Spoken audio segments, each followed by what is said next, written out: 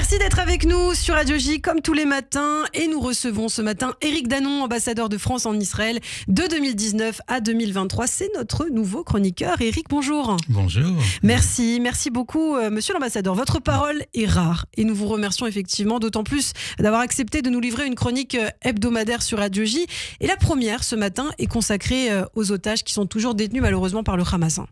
Oui, Ilana, ces chroniques du mardi matin porteront sur de nombreux sujets géopolitiques comme les rapports de force au Moyen-Orient, les voies de sortie de la guerre actuelle, il y en a, le rôle des accords d'Abraham ou encore l'avenir des relations franco-israéliennes. Mais impossible pour moi de ne pas consacrer cette première chronique aux otages. La profondeur de ce drame qui nous touche tous impose ce choix et c'est un des traumatismes forts vécus par Israël. Vous dites un des traumatismes ? Oui, parce que Israël vit désormais avec 4 traumatismes. 2 datent du 7 octobre. En pénétrant sur le territoire israélien pour perpétrer le massacre que l'on sait, le Hamas a symboliquement brisé une des justifications de la création d'Israël, construire un pays où les Juifs seraient justement à l'abri des pogroms ou des razzias de ce type. Et le deuxième traumatisme, c'est la vision de la jouissance des terroristes à massacrer des Juifs et à le faire avec cette inhumanité, de surcroît en se filmant eux-mêmes. Après le 7 octobre, 2 autres traumatismes sont apparus.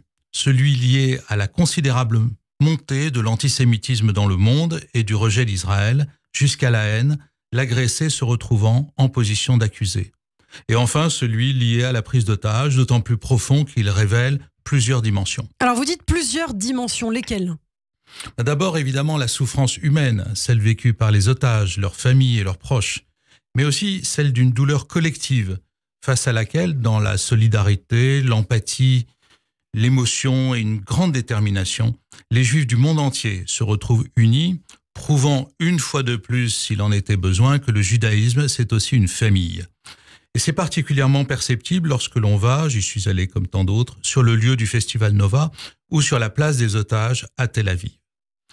Ensuite, au-delà de la souffrance, la prise d'otages a un impact complexe sur le conflit, à la fois sur la justification du conflit, sur la conduite des opérations et sur les négociations d'un cessez-le-feu. En fixant en novembre dernier, sur le même plan, la destruction du Hamas et la libération des otages parmi ses objectifs, Benyamin Netanyahou a mis la population israélienne devant une alternative terrible. Car l'attachement à la vie, vertu morale qui plonge ses racines au plus profond du judaïsme, représente en contrepartie un véritable handicap militaire, surtout en milieu urbain et souterrain, surtout quand l'ennemi, le Hamas, a réussi à perfectionner mieux que quiconque dans toute l'histoire de la guerre la capacité à dissimuler ses combattants parmi des civils plus ou moins consentants, dont la moitié a moins de 20 ans. Mais alors, est-ce que les objectifs n'ont quand même pas évolué depuis le 7 octobre ? Alors, pas tant les objectifs que les priorités qu'on leur accorde. Netanyahou souhaite aller au bout de l'affrontement militaire, que d'ailleurs le Hamas est en train de perdre. Il veut aller jusqu'au bout car le Hamas a montré sa vraie nature. Il ne veut pas la paix, mais la destruction d'Israël, et il annonce que rien ne lui fera renoncer à cet objectif. Donc selon vous, le Hamas va perdre la guerre ? La guerre militaire, oui, ça c'est inéluctable. Mais il va gagner la guerre médiatique, la bataille des opinions publiques, tant qu'il offrira aux médias les images épouvantables de Gaza. Pour des raisons différentes, les 2 belligérants ont intérêt à prolonger la guerre, d'où l'échec prévisible des négociations de cessez-le-feu. Les otages se retrouvent ainsi doublement otages, du Hamas et de l'absence de volonté réelle au plus haut niveau et des 2 côtés d'arrêter la guerre maintenant. À ce stade, chacun rejette sur l'autre l'échec des négociations, ce que les Anglais appellent le blame game, c'est le b.a.-ba de la diplomatie. Si le Hamas relâchait tous les otages aujourd'hui, Israël ne pourrait justifier la poursuite du conflit. Mais le Hamas ne les relâchera pas.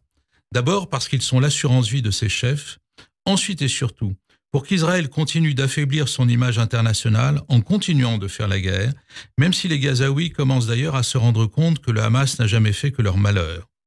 L'instrumentalisation de la captivité a toujours été un trait essentiel du cynisme des guerres. Enfin, Netanyahou ne veut pas faire le cadeau d'un cessez-le-feu à Joe Biden, qui dirait que la guerre s'est arrêtée grâce à lui. Cela favoriserait la démocrate Kamala Harris pour les élections présidentielles américaines du 5 novembre prochain. Netanyahou veut faire ce cadeau à son ami Donald Trump, dont il espère la victoire. Devant la détermination tant du Hamas que du gouvernement israélien, le cessez-le-feu va encore attendre quelques semaines et les otages aussi. Mais l'immoralité, la nôtre, serait de s'y résoudre.